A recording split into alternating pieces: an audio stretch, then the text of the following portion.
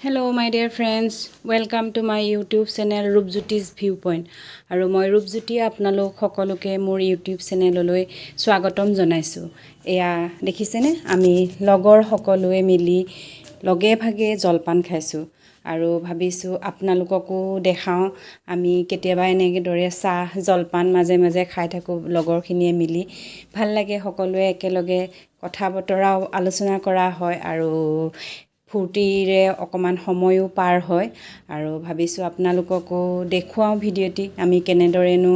ফূৰ্তি কৰোঁ তাকে দেখুৱালো আপোনালোকক আৰু আপোনালোকে ভিডিঅ'টি শেষলৈকে চাই